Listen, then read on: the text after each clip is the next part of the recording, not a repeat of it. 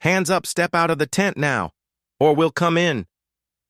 The sheriff's deputy's shout tore through the night, his flashlight's beam slicing across Jonathan Roumie's tent like a blade. He was on the very land his grandfather had left him, by the lake that held his most cherished memories. Yet now, he was being treated like a trespasser. Behind the deputy, Margaret Steele, president of the Willow Creek Homeowners Association, stood with a triumphant smirk, clutching a stack of papers claiming the lake belonged to the community. But she had no idea that Jonathan was about to uncover the dark secret she'd been hiding on his family's legacy. Jonathan Roumie, known for his portrayal of Jesus in The Chosen, wasn't always under the spotlight. After months of grueling tours, he returned to Willow Creek, a small town nestled among lush green hills in America. Here, by a shimmering lake, lay the land that was his family's heritage. His grandfather, Joseph Roumie, had bought it in the 1960s after years of backbreaking work at a steel mill. To him, this land wasn't just property, it was the soul of their family, a place of faith and memory. Jonathan grew up by this lake, where his grandfather taught him to fish and shared stories of resilience and faith that had carried him through tough times. Jonathan, this is our legacy, Joseph would say, his calloused hands steady on the fishing rod. Hold it close to your heart. He'd turned down 3 offers from developers, each more lucrative than the last, because no amount of money could replace the lake's value. It was a place of connection mornings with mist curling over the water, summer nights with stars reflecting like dreams on the surface. That night, Jonathan pitched his tent by the lake's quiet shore, a secluded spot not far from town. He built a small fire, held a cold bottle of water, and settled in for a rare moment of peace. He needed this place, not just to rest, but to reconnect with the stillness of his soul, to pray and feel the guidance of his faith. But that peace was short-lived. An owl's hoot startled him, his hand gripping the flashlight. Something felt off, as if someone were lurking nearby. Then, red and blue lights pierced the darkness, followed by the crunch of boots on gravel. Get out of the tent. Hands up.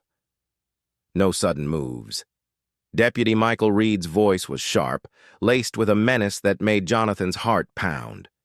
He unzipped the tent and stepped out, squinting against the blinding flashlight. Behind Michael stood a small group. Margaret Steele, president of the Willow Creek HOA, led them with an air of authority. Her navy blue suit was crisp despite the late hour, her silver hair pulled into a tight bun that seemed to sharpen her stern face. She clutched a stack of documents, her eyes cold as steel. Beside her was Nathan Brooks, an HOA board member, puffing out his chest defiantly.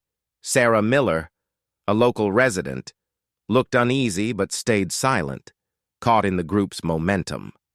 Another HOA member, wearing a gleaming HOA badge, filmed the scene with a phone, the screen's glow flickering in the dark. "We've received a report of trespassing on community property," Michael said, his voice flat but his eyes avoiding Jonathan's, as if he'd rather be anywhere else. Shock surged through Jonathan, a burning sense of injustice rising in his chest. "This is my family's land," he replied, his voice steady but firm. "My grandfather, Joseph Roumie, registered this property with the county decades ago. This lake belongs to us, and I know it for a fact." Michael glanced at his patrol car, letting out a heavy sigh. "Sort it out with the HOA. All right." His reluctance was palpable, like he was trapped in a role he didn't want to play. Margaret stepped forward, her voice cutting through the air like a knife. "This lake has been designated community property based on documents filed by Henry Vance, our former treasurer. Your claims of ownership hold no weight against our community regulations. Mr. Roumie." She deliberately emphasized his name with a mocking tone, a petty power play that made Jonathan's blood simmer. Sarah mumbled something about Henry Vance leaving town years ago after a scandal, but Margaret's icy glare silenced her. The confrontation escalated quickly. Margaret waved her documents like a weapon, claiming the HOA had been hosting community events at the lake for months, collecting fees for their funds. The audacity stunned Jonathan. They'd been profiting off his family's land while he was away, busy with his career in the city, unaware of their scheme. He noticed an HOA sign planted near what he knew was his property line, but it was positioned just wrong enough to raise suspicion. As he packed up his tent under their watchful eyes, the injustice burned within him. This was the place where he'd fished with his grandfather, learned to swim, and gazed at stars brighter than any dream. Michael avoided his gaze, but Jonathan caught him whispering to Margaret not to push too hard. She dismissed him with a wave, her eyes gleaming with a satisfaction that sent a chill down his spine. The small group dispersed, the HOA members still filming as they left. Jonathan drove back to the family's ranch house, gripping the steering wheel until his knuckles whitened. Inside the old barn, he found boxes of his grandfather's papers and began digging. There it was, a letter from the HOA, dated 5 years ago, asking Joseph to donate the lake for community benefit. His grandfather's response was a firm refusal, accompanied by copies of the original deed and survey maps. The dates didn't align with Margaret's claims about Vance's documents. Something deeper was at play, and Jonathan was determined to uncover it. That night, his phone buzzed with a text from an unknown number. "Check your barn tomorrow morning. M.S." His blood ran cold. He grabbed a flashlight and stepped outside, the gravel crunching under his feet. The barn door creaked as he pushed it open. By the lake, a bonfire blazed, and Margaret's stack of documents glinted beside it, untouched by the flames, as if taunting him. A week passed since that midnight intrusion, and Jonathan spent every spare moment preparing for battle. The Willow Creek HOA office sat in a converted house on Maple Street, its manicured lawn a testament to the association's obsessive control. He walked in, carrying his own folder of documents, ready for a fight. The meeting room buzzed with tension, the air thick as if a storm were brewing. The HOA board sat on a raised platform, like judges in a courtroom. Margaret presided at the center, her documents prominently displayed, flanked by a wall of achievements photos with local politicians. Community service awards that now seemed bitterly ironic. A whiteboard was covered in color-coded violations, with Jonathan's ranch circled 3 times in angry red marker. "Mr. Roumie, the troublemaker, has decided to grace us with his presence," Margaret announced, deliberately mangling his name again. Nathan Brooks stood up aggressively. "You don't belong here. Roumie, this is a members-only meeting, and you're not welcome after your trespassing stunt." His face flushed red, as if Jonathan's presence was a personal offense. Jonathan held his ground, spreading his documents on the table. "These are the original property records, including the 1968 survey, showing the lake within my family's boundaries." But Margaret's laugh was sharp and dismissive. "Your grandfather's old papers mean nothing compared to the community's needs. Our lawyer has confirmed our claim." She waved a letter-headed document like a flag of victory.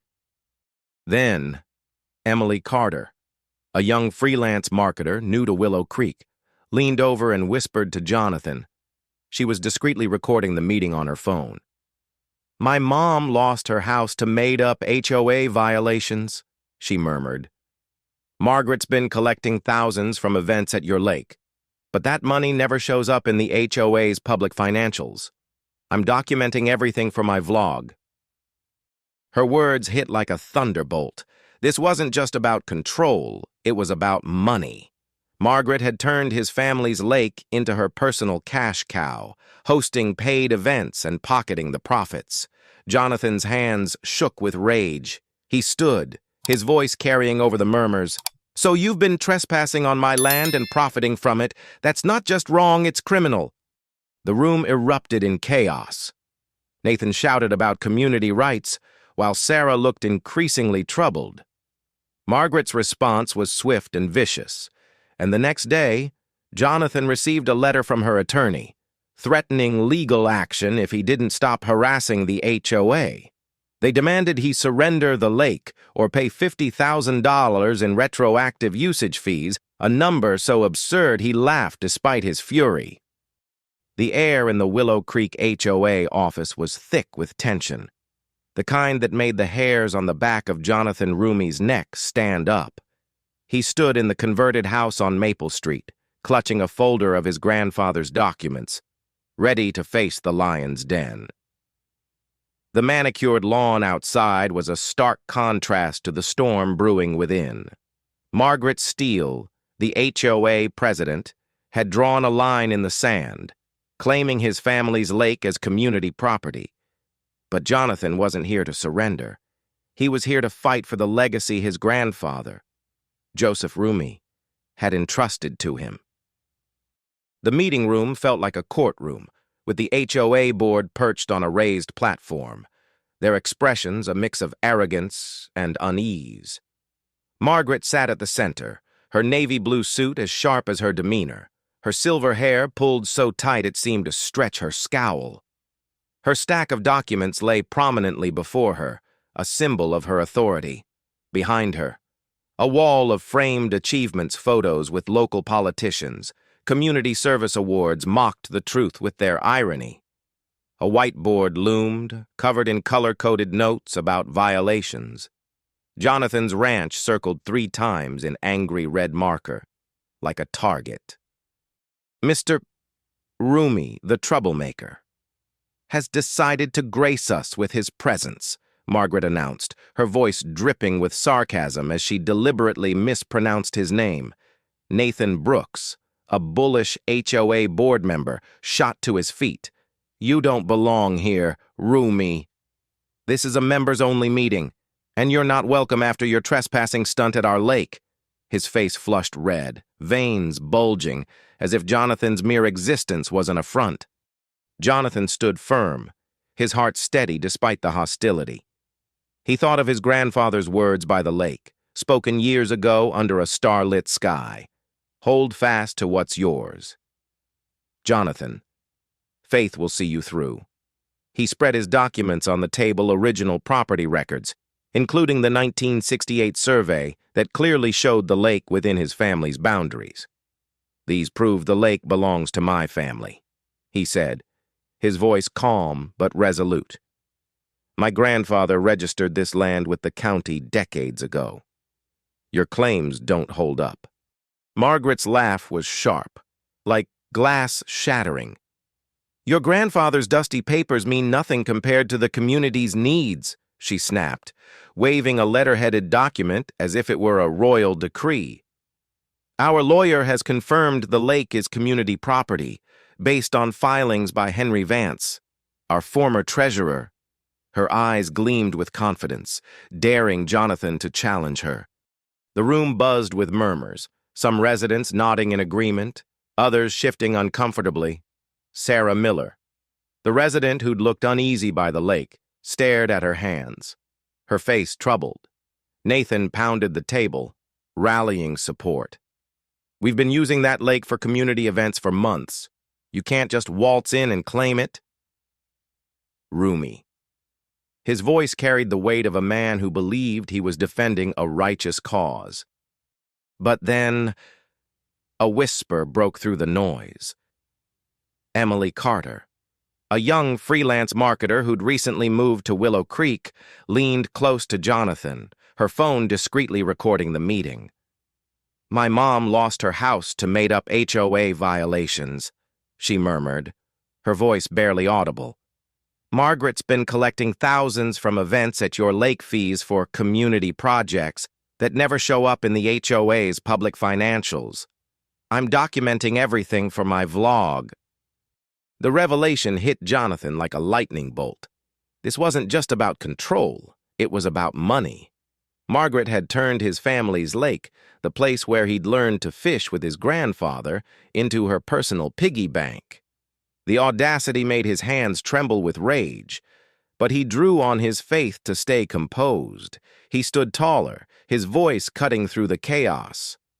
"So you've been trespassing on my land and profiting from it. That's not just wrong, it's criminal." The room erupted. Nathan shouted about community rights, his words drowning out the quieter residents. Sarah's eyes darted to Margaret, who silenced the room with a single glare. "Mr. Roumie, your accusations are baseless," she said, her tone icy. "The HOA has every right to manage community assets. You'll hear from our attorney if you persist with this harassment." Her threat hung in the air, heavy and deliberate. As the meeting adjourned, Jonathan felt the weight of their hostility, but also a spark of determination. His grandfather had faced down developers with nothing but grit and faith. Jonathan would do the same. He drove back to the ranch, the lake's shimmering reflection in his mind, a reminder of why he was fighting. That night, he pored over the documents again, finding more evidence, a letter from 5 years ago, where the HOA had asked Joseph to donate the lake. His grandfather's response was a resolute no, backed by the deed and survey maps. The dates didn't match Margaret's claims about Henry Vance. Something was rotten, and Jonathan was determined to dig deeper. The next morning, a letter arrived from Margaret's attorney, its tone as cold as her smirk. It demanded Jonathan either formally surrender the lake or pay $50,000 in retroactive usage fees for the times he'd trespassed on his own land. The absurdity made him laugh, a sharp, bitter sound that echoed in the quiet ranch house. But the letter also stoked his resolve. This wasn't just about the lake, it was about justice, about protecting the legacy his grandfather had built with sweat and faith. The pressure began to creep into his life. At the grocery store, neighbors who once nodded warmly now avoided his gaze. A note was left on his truck, scrawled in black marker, "Selfish Roumie, give up the lake." His boss at the production company called, mentioning vague concerns about Jonathan's reliability, as if someone had been whispering doubts to his colleagues. The attacks were subtle, but relentless, designed to wear him down. Yet each jab only sharpened his focus, reminding him of his grandfather's words, "Never let anyone take what's rightfully yours." That evening, as Jonathan sat by the fireplace in the ranch house, a beat-up truck pulled up outside. Walter Grayson, a 70-year-old neighbor with a weathered baseball cap, climbed out, carrying a pizza box that looked older than the vehicle. "Not here for dinner, son," he chuckled, opening the box to reveal a stack of yellowed documents and hand-drawn maps. "Your grandpa and I fished every Sunday for 20 years. He saved my life once when I fell through the ice.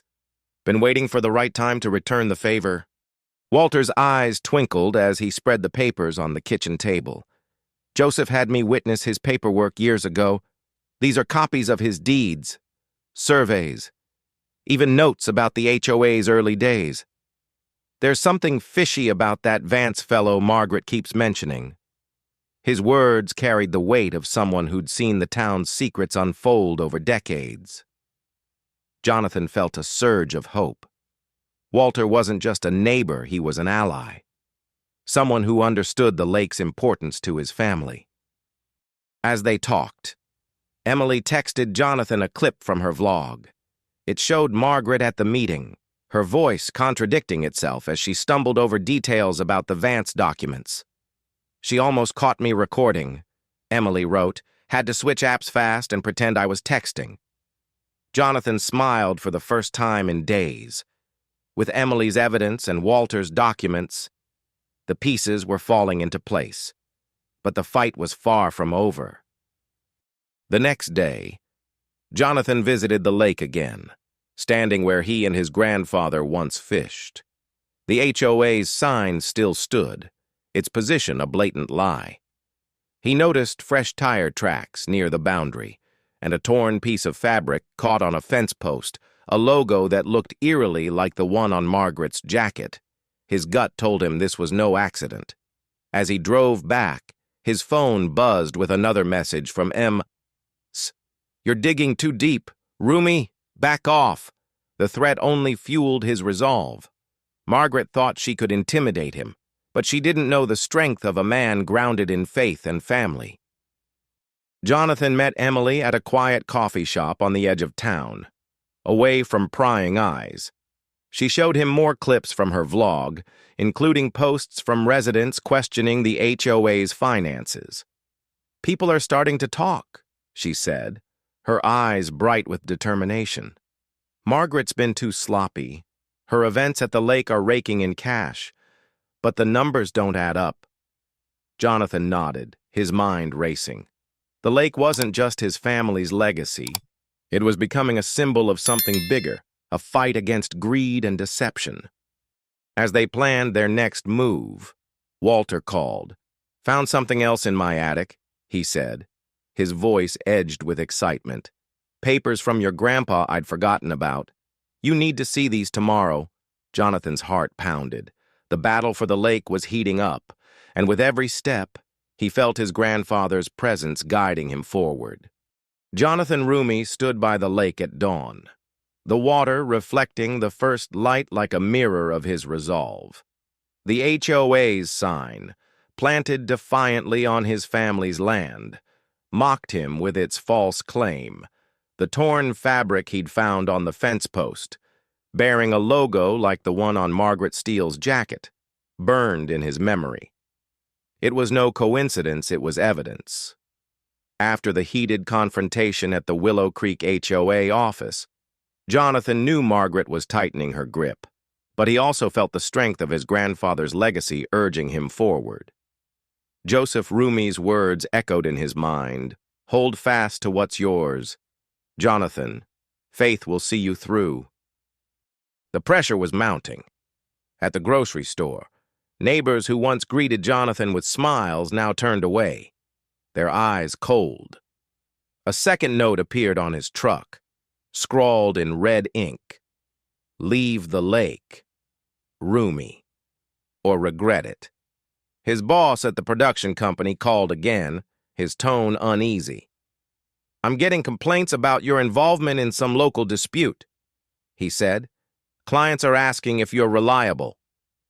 "What's going on?" Jonathan's jaw tightened. Margaret was playing dirty, spreading rumors to threaten his livelihood.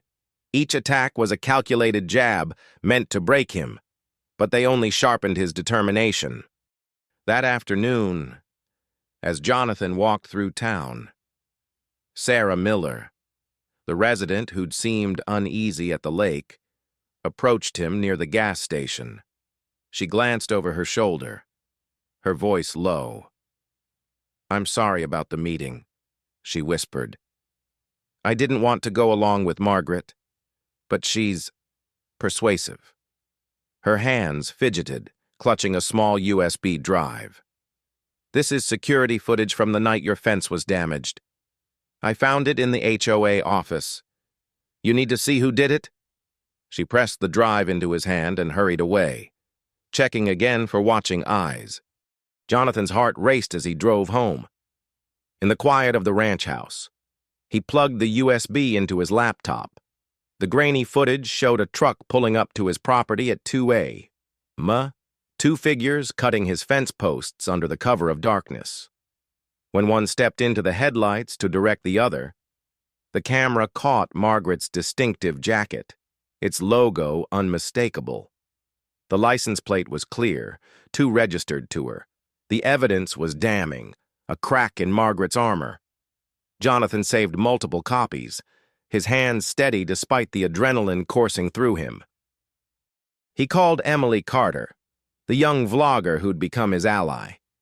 They met at the same coffee shop, its dim lighting offering a shield from prying eyes. Emily's phone was filled with new clips from her vlog, capturing residents' growing unease about the HOA. People are starting to question Margaret, she said, scrolling through comments.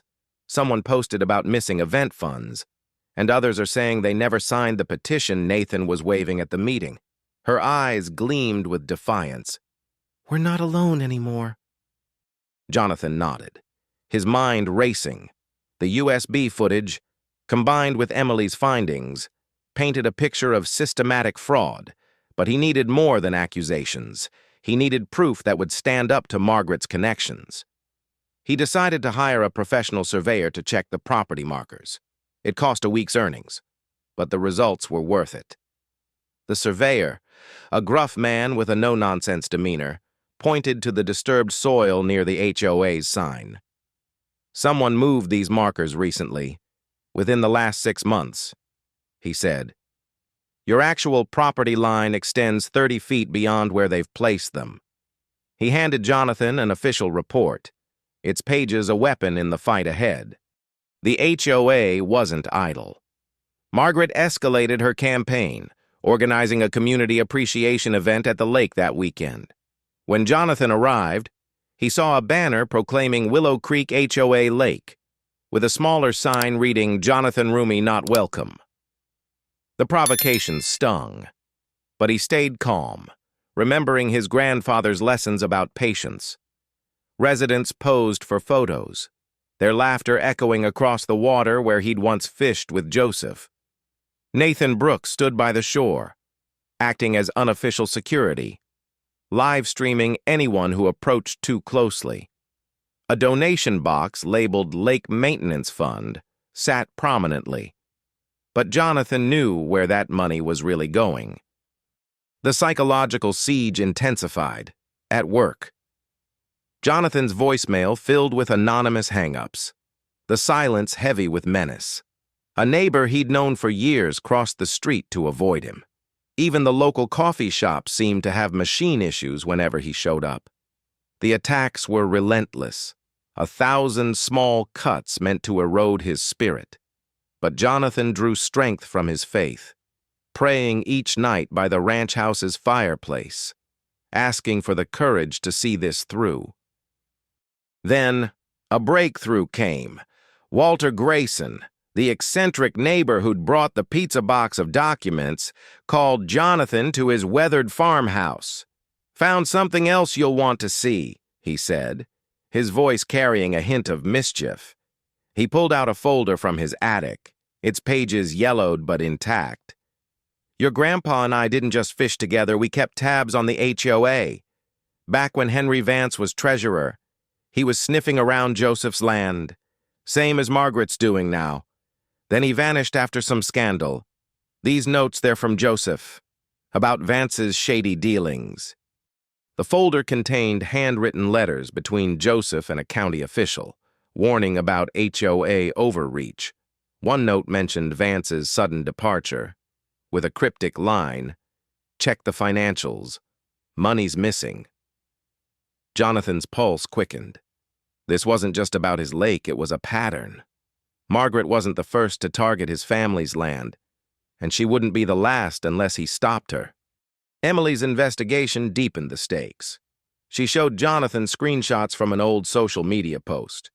Buried deep in an HOA group, it showed Margaret at a seminar years ago, titled "Maximizing HOA Revenue Through Creative Asset Management." The presenter had later been convicted of fraud for teaching HOAs how to seize properties illegally. Margaret's notebook was visible in the photo, thick with plans. "She's been at this for years," Emily said, her voice fierce. "Your lake is just the start." The pressure on Jonathan's personal life grew heavier. His boss called again, this time mentioning a major client questioning his community standing. The veiled threat was clear. Margaret was trying to choke his livelihood. But Jonathan refused to bend. He remembered his grandfather pulling him from the lake as a boy, teaching him to swim against the current. That same resilience surged through him now.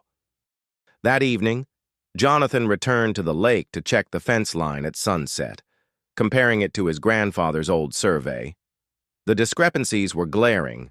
The markers had been moved at least 20 feet onto his land, As he took photos, headlights flashed across the water. A truck roared by, and a voice yelled, "The lake's ours now. Roumie, give it up." The vehicle vanished into the night before he could see the license plate, but the voice was unmistakably Nathan's. The war was escalating, and they thought they could scare him into submission. They didn't know who they were dealing with. Jonathan and Emily met again, this time at his ranch house, spreading out their evidence on the kitchen table. The USB footage, the surveyor's report, Walter's documents, and Emily's screenshots formed a timeline of Margaret's scheme. "We need to go public," Emily urged, her fingers tapping her phone. "My vlog's getting traction, people are listening." Jonathan hesitated, knowing the risks of exposing Margaret's network, but his grandfather's voice echoed in his heart. "Never let anyone take what's rightfully yours." As they worked late into the night, Walter's truck rumbled up the drive. He stepped out, his baseball cap tilted, a grin spreading across his weathered face. "Found another box in my attic," he said, setting it down with a thud. "Your grandpa was a clever man, Jonathan. He left something that'll turn this fight upside down." The box sat on the table, its contents a mystery, but its weight felt like hope. The old box Walter Grayson had hauled from his attic sat heavily on Jonathan Roumie's kitchen table, its dusty edges promising answers. The weight of the fight for his family's lake pressed on him, but so did the strength of his grandfather's legacy. Joseph Roumie's words echoed in his heart. "Hold fast to what's yours, Jonathan. Faith will see you through." With Margaret Steele's schemes tightening around him like a noose, Jonathan knew the contents of this box could be the key to unraveling her lies. The torn fabric from the fence, the surveyor's report, Emily Carter's vlog clips, and now Walter's mysterious papers all were pieces of a puzzle that pointed to a deeper truth about the Willow Creek HOA's corruption. The next morning, Jonathan and Emily met at the ranch house, spreading Walter's new documents across the table. The pages were brittle, yellowed with age, but their significance was unmistakable. Among them was a contract from 1972 signed by Joseph Roumie and other landowners, establishing a conservation easement that protected the lake and surrounding land from commercial development in perpetuity. Walter's weathered finger traced the boundary lines. "Your grandpa was one of the original signatories," he said, his voice gruff with pride. "This locks the lake tight, no HOA, no developer. No one can touch it without consent from all heirs. Margaret's claims, they're dust against this." Jonathan's breath caught. This wasn't just a deed, it was a fortress, built by his grandfather's foresight. The easement explained why Joseph had fought so hard to keep the lake, turning down developers' offers despite their wealth. It was a shield for the land where they'd fished together, where Jonathan had learned to trust in something greater than himself. But the discovery also raised a chilling question: had Margaret known about this easement and targeted the lake anyway? Emily's eyes widened as she read the contract. "This is huge," she said, her voice buzzing with excitement. "But there's more. I dug into Margaret's old social media, found a post from 5 years ago. She was at a seminar called Maximizing HOA Revenue Through Creative Asset Management. The presenter was convicted for teaching HOAs how to seize properties illegally. Look at this." She showed Jonathan a photo of Margaret at the event, her notebook thick with notes, her expression hungry. "She's been planning this for years. Your lake is just the first step." The revelation fueled Jonathan's resolve, but it also deepened the stakes. Margaret wasn't just greedy, she was methodical, a predator who'd studied how to bend rules and break lives. He thought of the lake, its waters reflecting the stars where he and his grandfather once sat, and his chest tightened with purpose. This fight was about more than land. It was about honoring a legacy rooted in faith and family. That weekend, Margaret escalated her campaign with a lavish event at the lake, a brazen display of her control. Jonathan arrived to find white tents adorned with crystal chandeliers, a champagne fountain sparkling in the sunlight, and a string quartet playing where his grandfather's fishing spot once stood. A banner proclaimed Willow Creek HOA Summer Gala, crediting Margaret's vision for securing the venue. Residents mingled, posing for professional photos, their cars parked on the grass where wildflowers used to grow. A smaller sign near the shore read, "Jonathan Roumie, not welcome." Its words a deliberate jab. Nathan Brooks patrolled the event like a guard dog, live streaming on his phone to deter troublemakers. A donation box labeled Lake Preservation Fund sat prominently, but Jonathan knew the money was likely lining Margaret's pockets. The scene was a mockery of everything his grandfather had cherished. A sacred place turned into a spectacle, yet Jonathan stayed calm, his faith anchoring him. He remembered Joseph pulling him from the water as a boy, teaching him to swim against the current. That same strength steadied him now. As he approached the shore, Margaret held court at the center, accepting congratulations from residents. She didn't acknowledge Jonathan directly, but her voice carried over the crowd. "If anyone sees suspicious individuals near our community assets, contact security immediately." The dismissal stung, but it also ignited his determination. He snapped photos of the event, documenting the audacity of her takeover, and slipped away before Nathan could escalate the confrontation. The pressure on Jonathan's life intensified. His boss called again, this time with a sharper tone. "Clients are hearing you're involved in legal trouble. Jonathan, it's affecting our projects." The accusation was a clear attempt to undermine his career, orchestrated by Margaret's network. At the grocery store, a cashier he'd known for years whispered that someone had asked about his shopping habits, looking for environmental violations. The attacks were relentless, a calculated siege to break his spirit. But each blow only deepened his resolve, his prayers at night grounding him in the fight ahead. That evening, Deputy Michael Reed pulled Jonathan over as he drove home from the lake. The patrol car's lights flashed, and Michael approached, his face grim. "Margaret's pushing for criminal charges," he warned, his voice low. "Trespassing, harassment, she's got the prosecutor's ear. I'm trying to slow it down. But be careful. Jonathan." His eyes held a flicker of guilt, as if he wanted to say more but couldn't.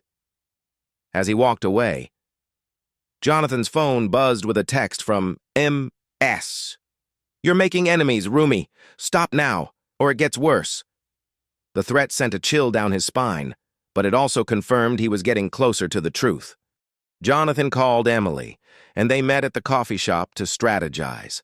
She showed him more vlog comments from residents, some questioning the HOA's sudden wealth from lake events. "The cracks are showing," she said, her voice fierce. "But Margaret's not going down without a fight. She's got connections, local officials, maybe even judges." Jonathan nodded, his mind turning to the conservation easement.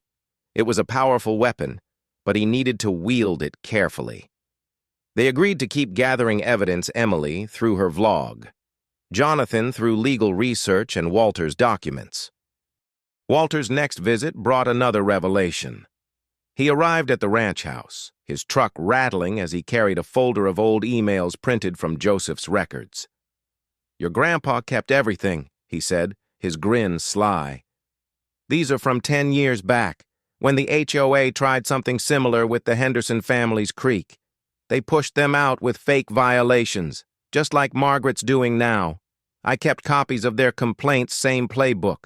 The emails detailed Margaret's early schemes, pressuring families with fines and threats until they sold their land."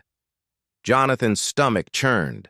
The lake was just one piece of a larger empire Margaret was building. The evidence was mounting, but Jonathan knew it wasn't enough to topple her yet. Margaret's influence ran deep, and her threats were growing bolder. That night, he stood by the lake, the water reflecting the moon's glow. He closed his eyes, praying for strength, feeling his grandfather's presence in the gentle breeze. The fight was far from over, but with Walter's documents, Emily's recordings, and the conservation easement, Jonathan had a foundation to build on. He would return to the lake soon, not as a trespasser, but as its rightful guardian, ready to reclaim what was his.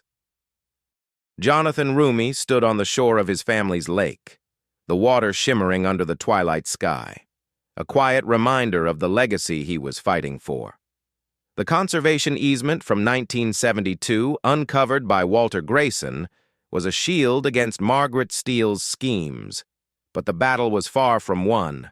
Her threats, anonymous notes, whispers to his boss, and now a direct warning from Deputy Michael Reed hung over him like a storm cloud. Yet Jonathan's faith, rooted in the lessons his grandfather Joseph Roumie had taught him by this very lake, held him steady. Hold fast to what's yours. Joseph's voice echoed in his heart. Tonight, Jonathan would take a stand. Determined to assert his rights, Jonathan decided to camp at the lake again, a bold move to challenge the HOA's claim. He pitched his tent near the water's edge, where he and his grandfather once fished, and set up a small fire. The surveyor's report, confirming the property markers had been moved 30 feet onto his land, was tucked safely in his bag. Emily Carter, his vlogger ally, agreed to monitor social media for any HOA chatter, while Walter promised to keep watch from his nearby property. The night was still, but Jonathan's senses were sharp, expecting trouble. Around 11 p.m., the rumble of engines broke the silence. 3 trucks pulled up, their headlights off, creeping toward the lake. A work crew emerged, carrying metal posts and fencing materials, clearly intent on enclosing the lake as HOA property. Jonathan stepped out of his tent, flashlight in hand, his heart pounding, but his resolve unshaken. "This is my land," he called out, his voice steady. "You're trespassing." The foreman, a stocky man with a nervous glance, hesitated. "We're just following orders," he muttered. Studying the surveyor's report, Jonathan held up. The crew exchanged uneasy looks, their tools idle. One worker, a younger man with calloused hands, spoke up. "Lady from the HOA said this was all legal, but this don't feel right." He pointed to the report. "My dad lost his farm to a shady deal like this. I know that look in your eyes, mister."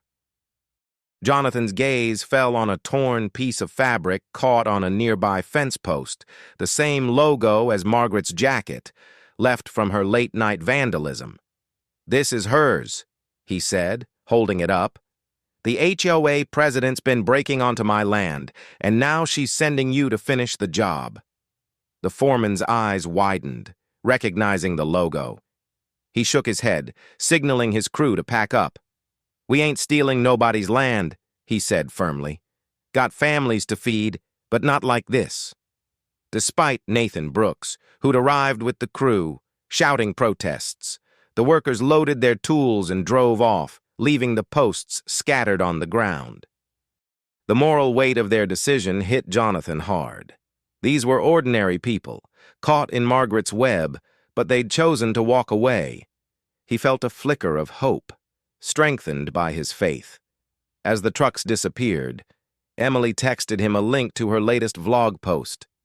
The video of the confrontation, captured by her hidden camera, had gone viral in Willow Creek's community groups.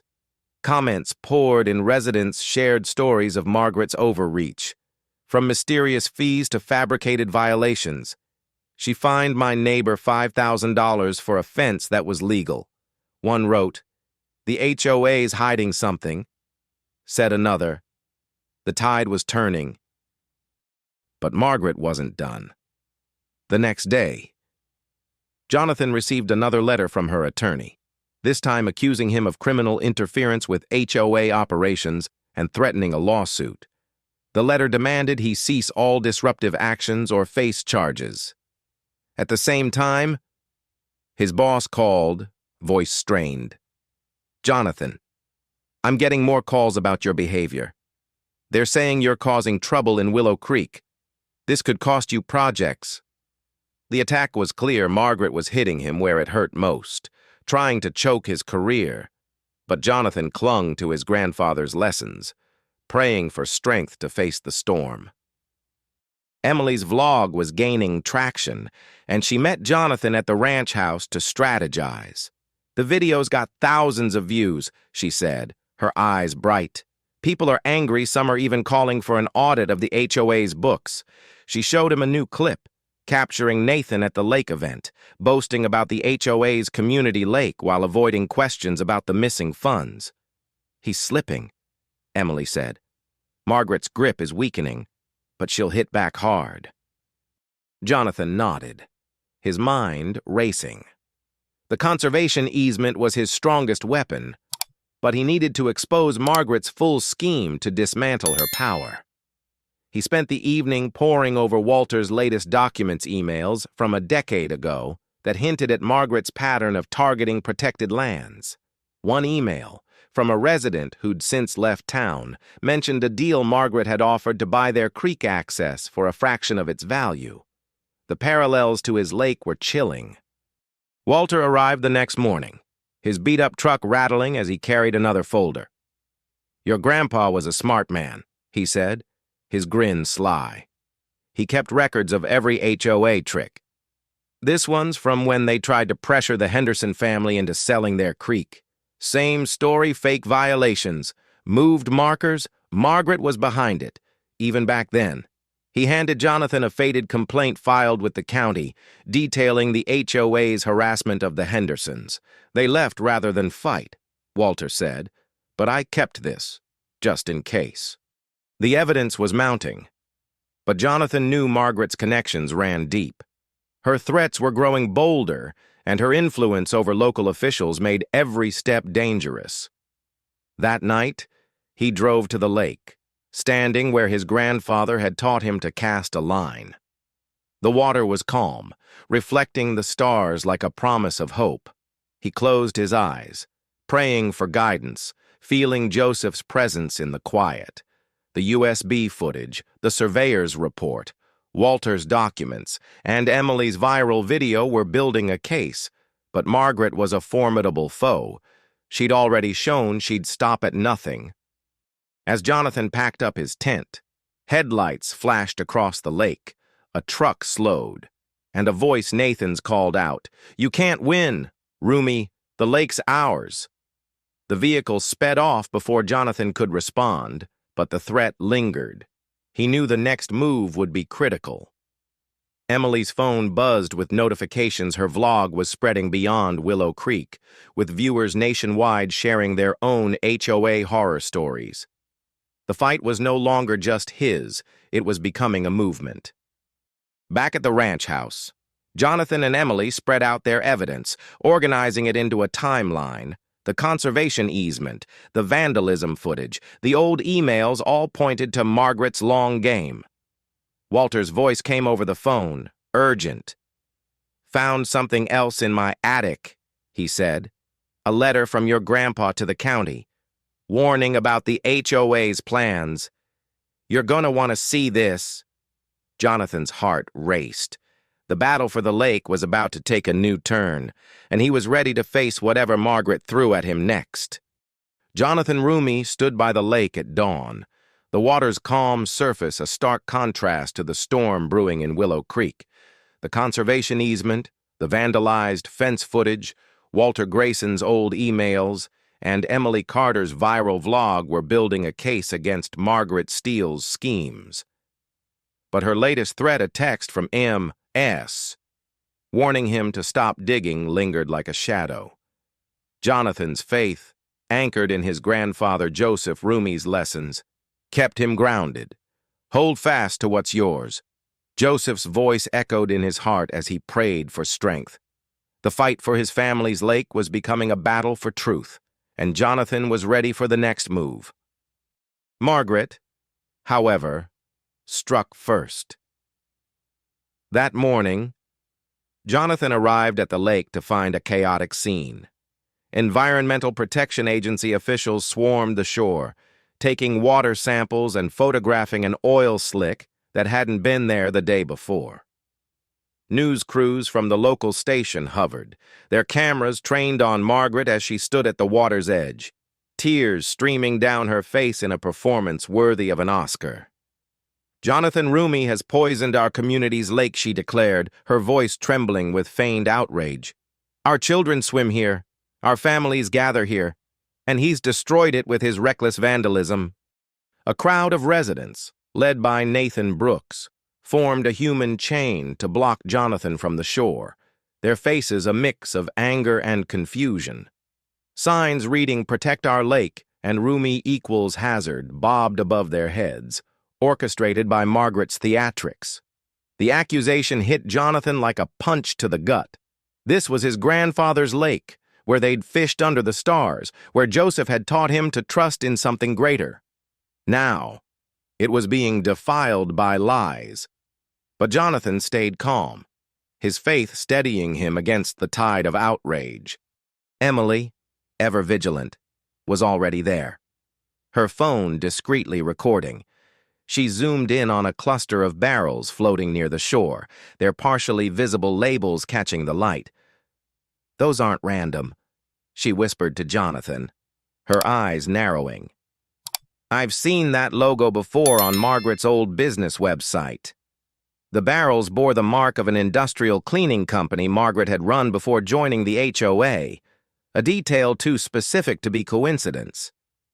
Jonathan's heart raced. This wasn't just a smear campaign, it was a calculated frame-up. The environmental team worked quickly, their faces grim as they collected samples. Jonathan approached one official, holding out his surveyor's report. "This lake is my family's property," he said, his voice firm but respectful. "Check the records before you believe her story." The official nodded, but Margaret's voice cut through. "He's lying to cover his tracks," she shouted, pointing at Jonathan for the cameras. "This man is a threat to our community." The residents' glares intensified. But Jonathan noticed cracks some hesitated, their expressions uncertain, as if Margaret's performance wasn't fully convincing. That evening, Jonathan and Emily met at the ranch house to analyze her footage, enhancing the images. They confirmed the barrel's logo matched Margaret's former company. Even more damning, the environmental team's preliminary report, leaked through a contact of Emily's, revealed the contamination was fresh, less than 12 hours old, with a chemical signature unrelated to anything on Jonathan's property. "She staged this," Emily said, her voice fierce. "She's trying to ruin you and take the lake for good." Jonathan's hands clenched, but he drew on his grandfather's lessons of patience. "We'll fight this with the truth," he said, his voice steady. The conservation easement from 1972, which protected the lake from commercial use, was his strongest weapon. He knew Margaret's desperation meant she was slipping, and the truth was starting to break through. The next day, an emergency community meeting was called to address the environmental crisis. The town hall was packed, the air electric with tension. Margaret sat at the head of the HOA board's table, her usual stack of documents replaced by a tablet, her face a mask of righteous indignation. Nathan Brooks stood by her side, rallying residents with talk of saving our lake. But Jonathan was prepared. He walked in with Walter's folder, the surveyor's report, and a USB drive of Emily's footage, his heart anchored by faith. He took the floor, his voice clear and unwavering. "This lake belongs to my family, protected by a 1972 conservation easement that prevents any commercial development. Margaret's claims are based on forged documents, and now she's staged a fake contamination to frame me." He held up the easement, its faded signatures a testament to his grandfather's foresight. Gasps rippled through the room, and Sarah Miller, the resident who'd given him the vandalism footage, nodded in support. Margaret's composure faltered, but she recovered quickly. "This is nonsense," she snapped, waving a new set of papers. "The HOA has proof of community ownership, and Mr. Roumie's actions threaten our safety." She presented photos of the oil slick, captioned with accusations of Jonathan's vandalism. Nathan jumped in, demanding a petition to ban Jonathan from all HOA properties for the children's safety.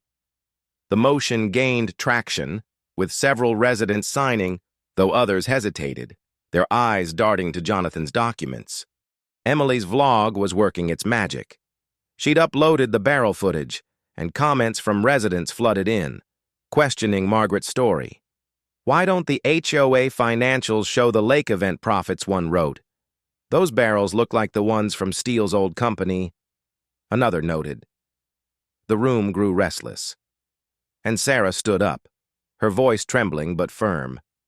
"I've never seen these so-called Vance documents," she said, "and I'm starting to wonder what else Margaret's hiding." Her words sent a ripple of doubt through the crowd. Margaret's eyes flashed with panic, but she deflected.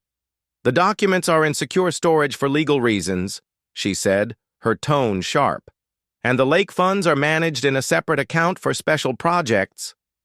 Her excuses sounded hollow, and Jonathan seized the moment. "Then let's see that account," he said, his voice carrying the weight of truth, "and let's see who really contaminated the lake." The meeting ended in chaos, with residents arguing and Margaret struggling to regain control. Jonathan left with a sense of momentum, but also caution. Margaret's connections were deep, and her desperation made her dangerous. That night, he returned to the lake, standing where his grandfather had taught him to cast a line.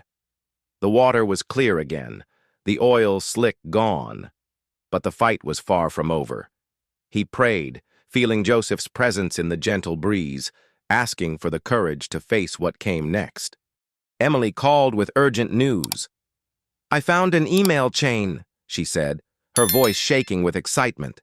"It's from the HOA board, discussing your lake. One of them mentions a developer interested in lakefront property, millions of dollars at stake. Margaret's name is all over it." The email was a bombshell. Proof that Margaret's plan went beyond control. It was about profit, power, and betrayal. Jonathan's resolve hardened. The lake wasn't just his family's legacy, it was a symbol of truth, and he would protect it at all costs.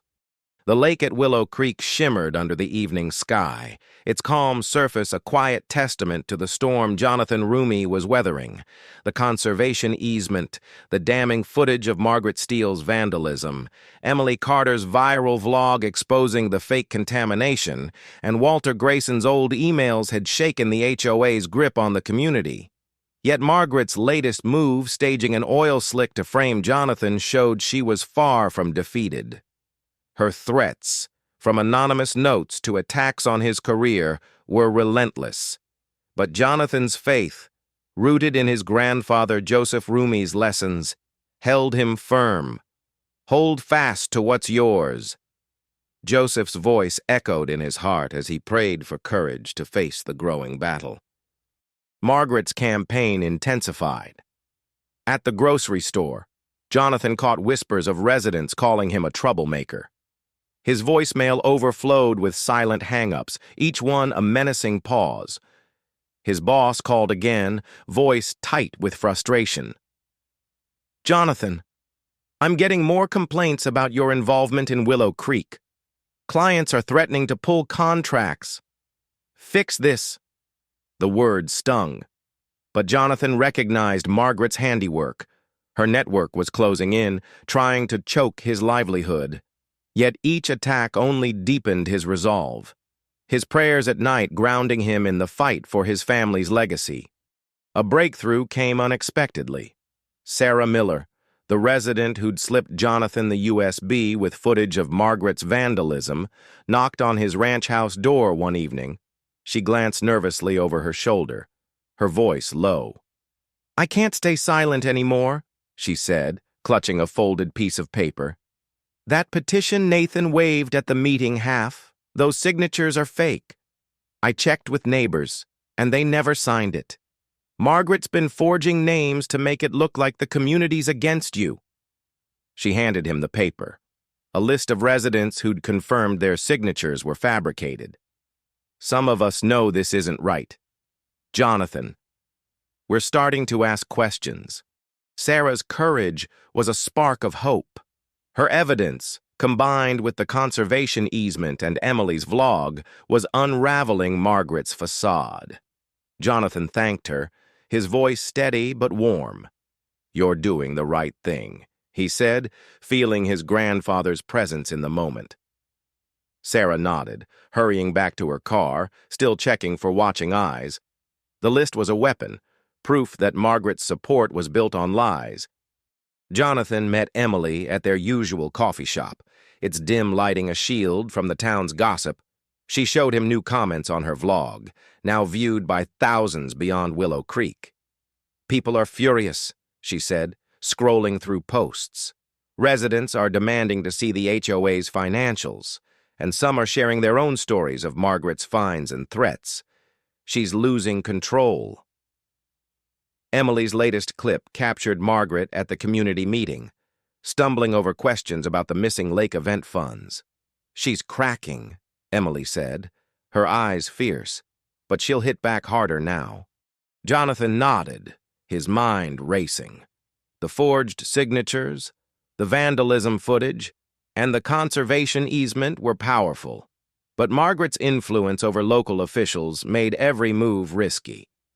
He spent the evening studying property law, learning about adverse possession and easements, arming himself with knowledge. His grandfather had faced down developers with nothing but grit and faith. Jonathan would do the same, bolstered by the truth. Walter Grayson's next visit brought a bombshell. He arrived at the ranch house, his beat-up truck rattling, carrying a small envelope from his attic. "Your grandpa wasn't just smart. He was meticulous," Walter said, his grin sly. He opened the envelope, revealing handwritten notes from Henry Vance, the HOA's former treasurer. The notes, dated before Vance's sudden disappearance, detailed suspicions of Margaret's embezzlement. "She's been siphoning HOA funds for years." One note read, "Lake events are upfront monies going to her personal accounts." Another line was chilling.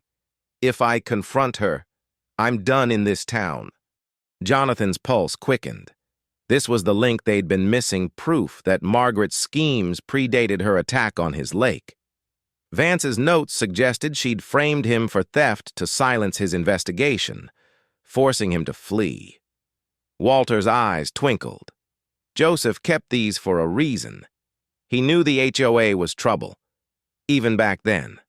The notes were a gold mine, connecting Margaret's current fraud to a pattern of corruption. The pressure on Jonathan grew heavier.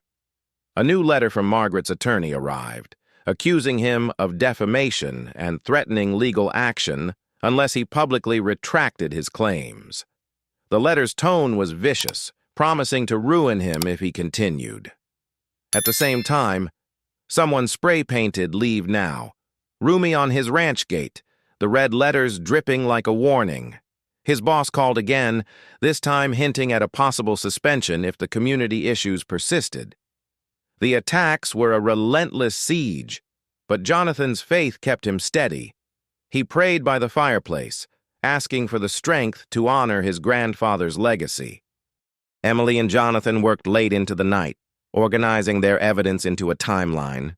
The vandalism footage, the surveyor's report, Sarah's list of forged signatures, Walter's notes from Vance, and the viral vlog clips formed a clear picture of Margaret's systematic fraud. "We need to take this to the community," Emily urged. "The next meeting is our chance to expose her," Jonathan agreed, but cautioned, "She's got powerful friends. We need to be airtight." The community meeting loomed, and tension in Willow Creek was palpable.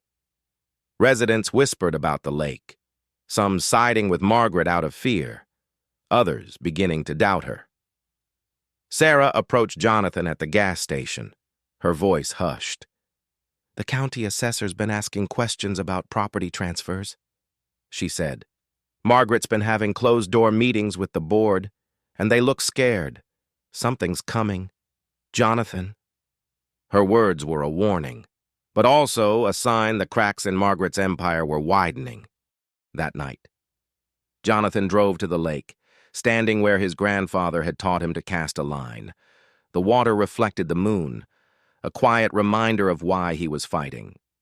He closed his eyes, praying for guidance, feeling Joseph's presence in the stillness. The forged signatures, Vance's notes, and Emily's growing audience were turning the tide. But Margaret was a cornered animal, and that made her dangerous. As he walked back to his truck, headlights flashed across the water. A voice Nathan shouted, "You're done!" Roumie before the vehicle sped off. The threat hung in the air, but Jonathan's resolve was unbreakable. Back at the ranch house, Emily arrived with a new discovery. "I hacked into an old HOA email account," she said, her voice trembling with excitement. "Found a thread where Margaret talks about securing your lake for a developer. She mentions millions in profits and a special fund she controls. It's all here." The emails were a smoking gun, proof of Margaret's plan to sell the lake for personal gain. Jonathan's heart pounded. The fight was no longer just about his family's legacy, it was about exposing a web of greed that threatened the entire community. Jonathan Roumie stood by the lake under a starlit sky, the water reflecting the same stars he and his grandfather Joseph Roumie had once gazed at together. The fight for his family's legacy had grown fiercer with each passing day. Margaret Steele's schemes forged signatures, staged contamination, and a plan to sell the lake for millions were unraveling, thanks to the conservation easement, Emily Carter's viral vlog, Walter Grayson's old documents, and Sarah Miller's courage. But Margaret's latest threats, from legal letters to vandalism, showed she was a cornered predator, ready to strike harder. Jonathan's faith, anchored in his grandfather's words, "Hold fast to what's yours," kept him resolute as he prepared for the next battle. The pressure was relentless. Anonymous calls flooded Jonathan's voicemail, their silence heavy with menace. A client from his production company pulled out, citing concerns about his reputation. Margaret's influence was tightening its grip, but the growing support from Willow Creek's residents gave Jonathan hope. Emily's vlog had spread beyond the town, with thousands viewing her clips exposing the HOA's lies. Comments poured in, from neighbors sharing stories of Margaret's finds to outsiders decrying HOA corruption. The tide was shifting, but Jonathan knew the war was far from won. Determined to reclaim his ground, Jonathan returned to the lake to camp again, a deliberate act to challenge the HOA's claim. He pitched his tent near the spot where his grandfather had taught him to fish, the conservation easement tucked safely in his bag.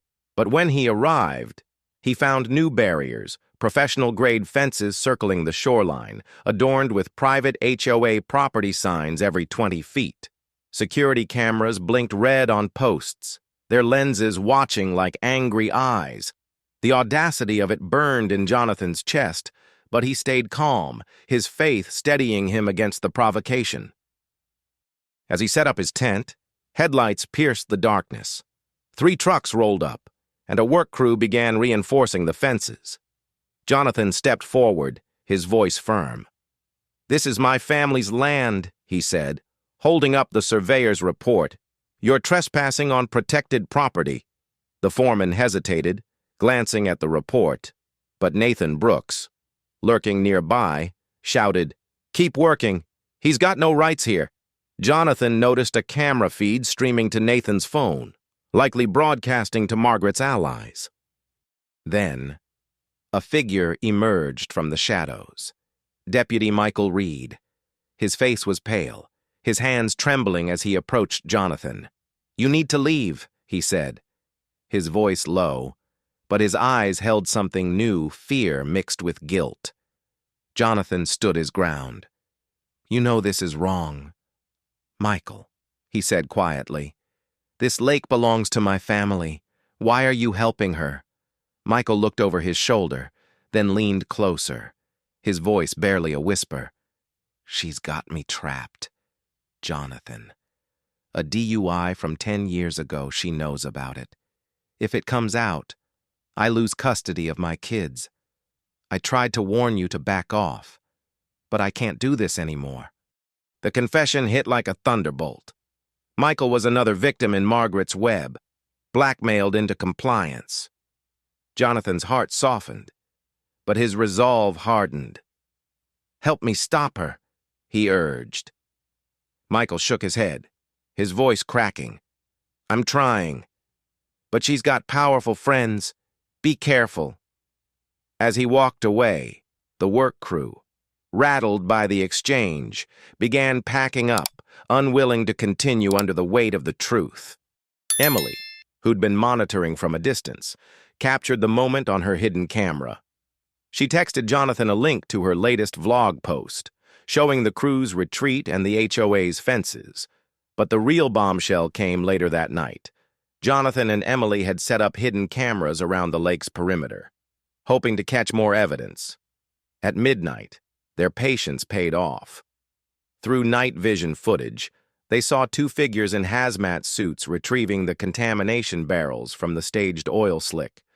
When one removed their hood to wipe sweat from their face, the camera caught Margaret's profile clearly. She was cleaning up her own crime scene, likely planning to pin the barrel's disappearance on Jonathan. The footage was explosive. Emily uploaded it to her vlog, and within hours, it spread like wildfire. Comments flooded in, "That's Margaret Steele."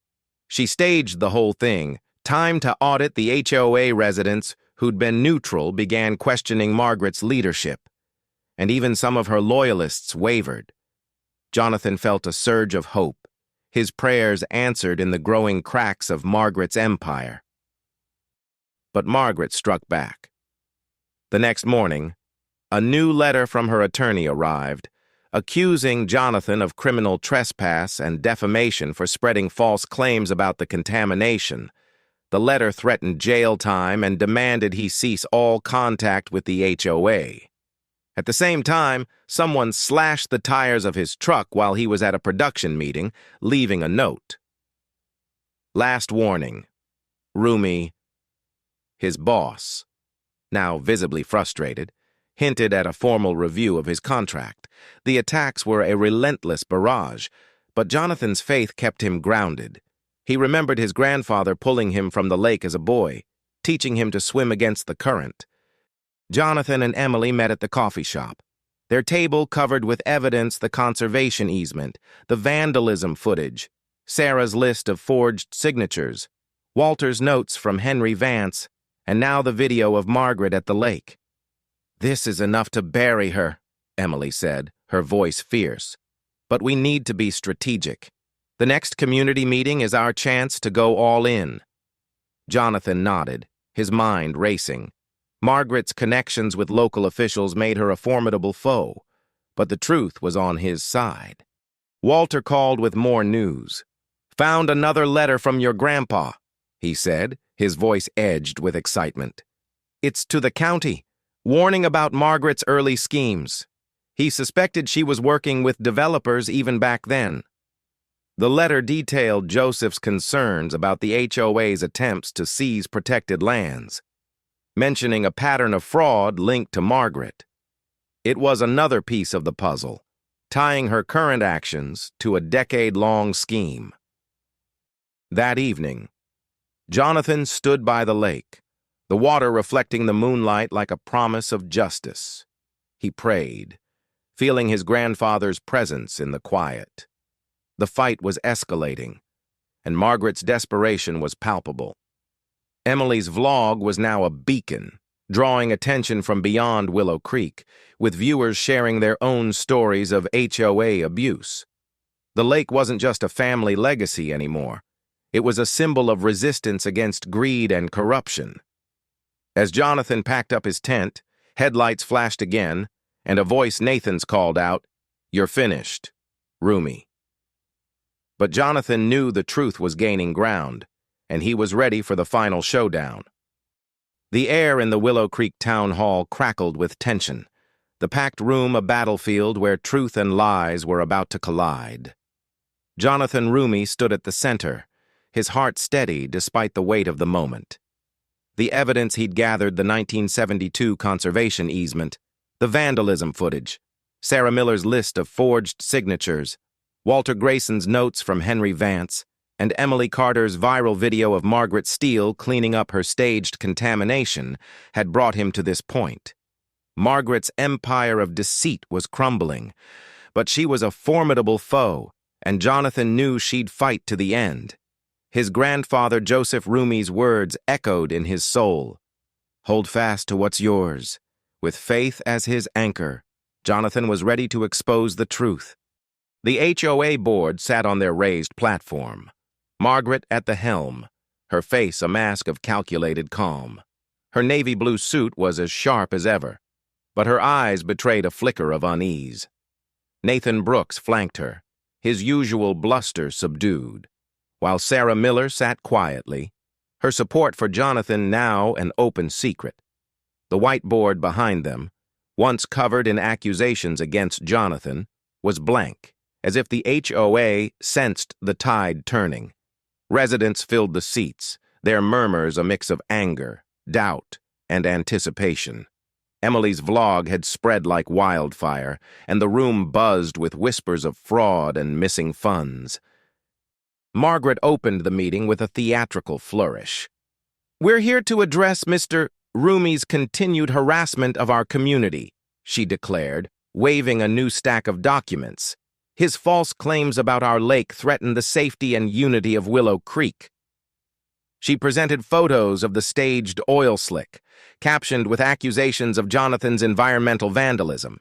Nathan jumped in, his voice loud but shaky. "We move to ban Jonathan Roumie from all HOA properties for the safety of our children." The motion drew scattered applause, but many residents hesitated, their eyes on Jonathan. Jonathan stepped forward, his voice clear and unwavering. "This lake belongs to my family, protected by a 1972 conservation easement that prevents any commercial use. Margaret's claims are built on forged documents, staged contamination, and years of fraud." He held up the easement, its faded signatures a testament to his grandfather's foresight. He played Emily's video on a projector, showing Margaret removing the contamination barrels under cover of night. Gasps rippled through the crowd, and Nathan's face paled. Sarah stood, her voice trembling but firm. "I checked the petition Nathan presented. Half the signatures are fake. Margaret's been lying to us." The room erupted in chaos. Residents shouted questions, some demanding to see the HOA's financials, others accusing Margaret of betrayal. She tried to regain control, her voice sharp. "This is a conspiracy by disgruntled outsiders. My documents prove the lake is ours." But her papers were flimsy, riddled with errors, dates that didn't match county records, a surveyor's license number belonging to someone long deceased. Her performance, once masterful, was unraveling under the weight of the truth. Then came the bombshell. The doors swung open and a man in a tailored suit strode in, his presence silencing the room. "I'm Henry Vance," he announced, his voice steady. "The former HOA treasurer Margaret claimed stole funds and fled." Murmurs swept through the crowd as he held up a box of documents. "She framed me when I uncovered her embezzlement. I've been working with federal investigators for 5 years, building a case against her."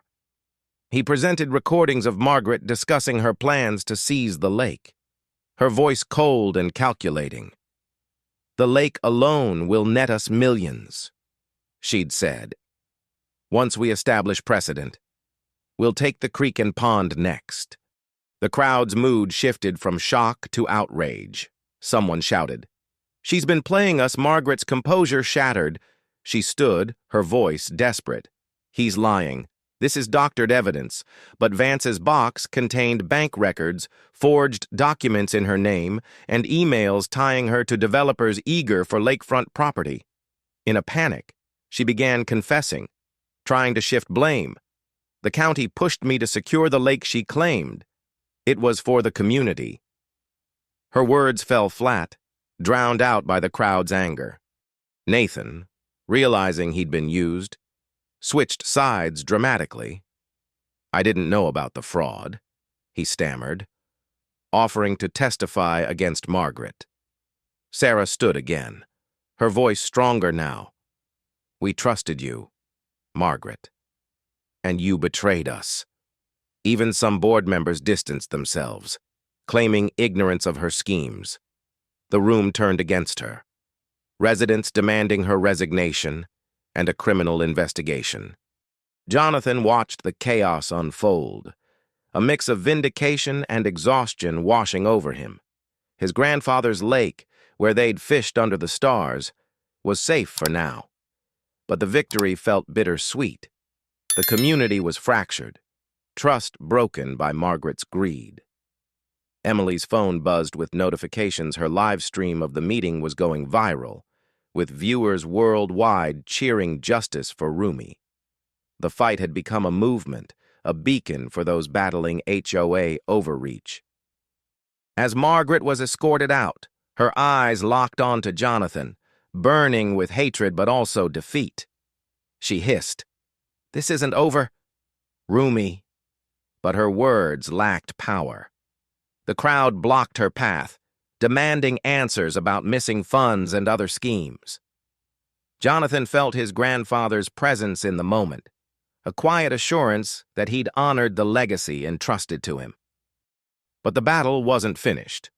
The next morning, a certified letter from the county arrived at the ranch house, its official seal stark against the paper. It announced eminent domain proceedings on Jonathan's land, citing improper land use and complaints filed by the HOA over the past 3 years. The timing was no coincidence. Margaret's poison lingered. Even as she faced justice, Jonathan's heart sank, but his faith held firm. He remembered Joseph pulling him from the lake as a boy, teaching him to swim against the current.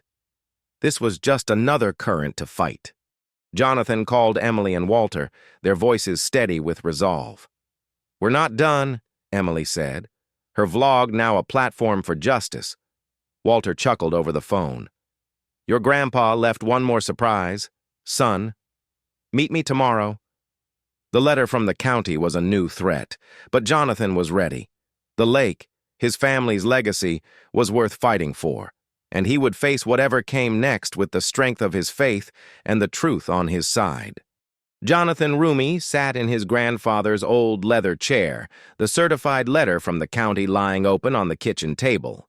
Its words were a gut-punch eminent domain proceedings on his family's ranch, citing improper land use and complaints filed by the Willow Creek HOA over 3 years. The timing was no accident. Margaret Steele's poison lingered. Even after her empire of lies had crumbled at the community meeting, her confession, Henry Vance's return with damning evidence, and the community's outrage had exposed her fraud, but this letter showed her schemes had deeper roots. Jonathan's heart sank, but his faith, forged in his grandfather Joseph Roumie's lessons, held firm. "Hold fast to what's yours," Joseph's voice echoed, urging him to fight on. The lake, shimmering under the morning sun, was more than land. It was a legacy of faith, resilience, and family. Jonathan remembered Joseph pulling him from the water as a boy, teaching him to swim against the current. That same strength surged through him now. He called Emily Carter, whose vlog had turned their fight into a global rallying cry, and Walter Grayson, the neighbor whose attic held the keys to their victory. "We're not giving up," Emily said, her voice fierce over the phone. "This letter's just another trick."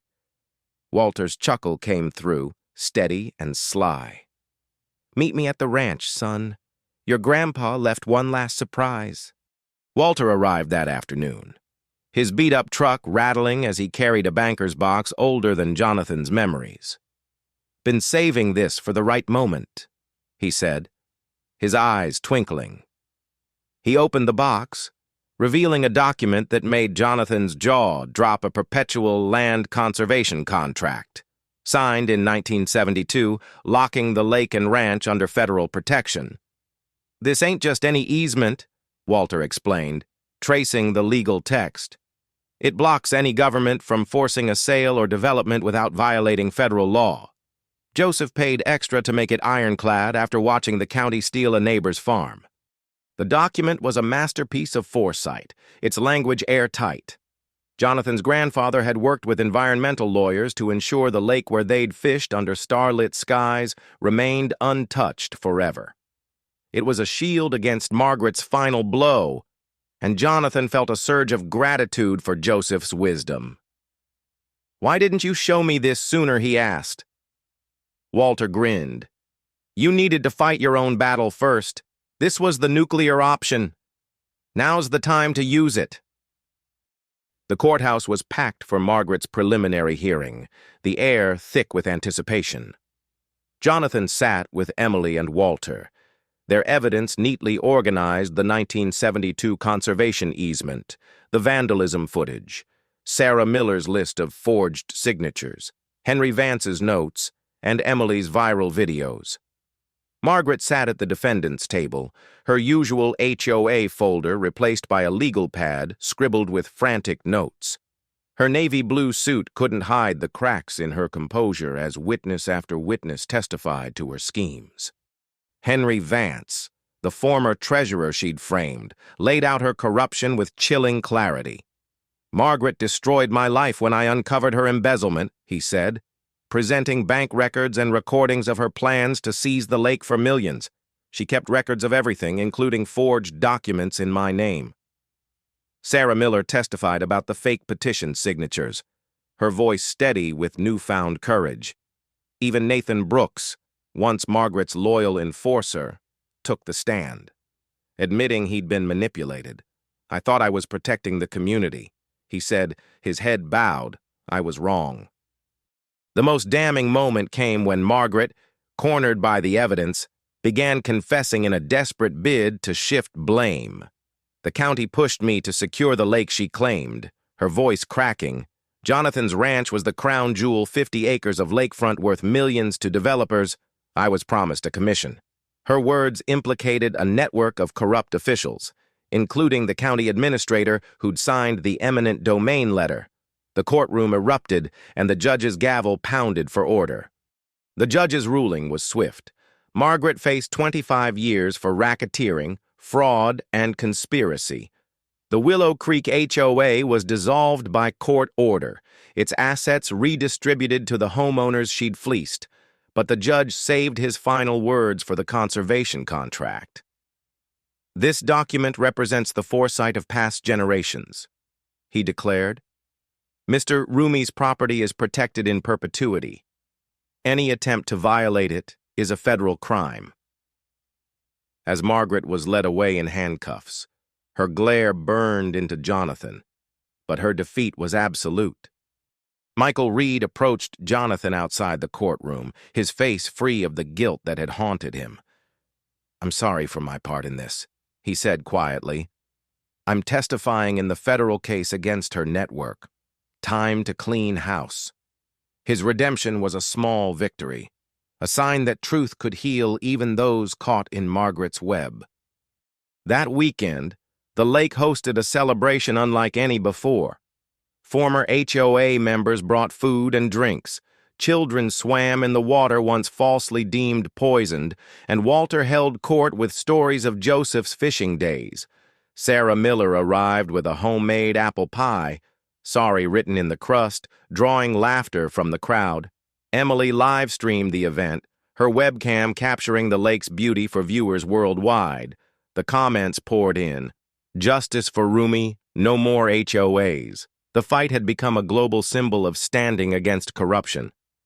Jonathan stood at the end of his dock, where his grandfather had taught him to fish decades ago. "This lake belongs to everyone now," he announced to the gathered crowd. "My grandfather believed in sharing nature's beauty, and that's what we'll do. But legally, forever. This land stays with the Roumie family." The cheer that rose could have reached Margaret in her cell. Emily set up a permanent webcam by the lake, a memorial to their fight, its viewer count climbing as people tuned in to see the peaceful waters. But the story didn't end there. 2 weeks later, a letter arrived from an HOA 3 towns over, its tone eerily familiar. "We've been monitoring your situation with interest." It read, "We have concerns about your influence on our community standards." Jonathan laughed, a deep, genuine sound some never learned. But neither did he. He'd fought one HOA and won, and he'd do it again if needed. The lake was safe, the ranch protected, and somewhere, his grandfather was smiling. Emily suggested turning their story into a documentary, and within days, production companies reached out. Jonathan signed contracts with one condition: any profits would fund a legal aid program for others battling HOA corruption. Margaret's downfall had sparked a movement, giving voice to countless victims. The documentary's final shot was perfect Jonathan, fishing on his dock at sunset. The water calm, no HOA signs in sight. Walter's laughter echoed across the lake, and Emily's camera captured it all, sharing their victory with the world. As Jonathan sat by the lake one evening, a family of ducks swam by the same species his grandfather loved. The water was clear, the air peaceful, and for the first time in months, Jonathan felt truly at home. The HOA war was over, and they'd won.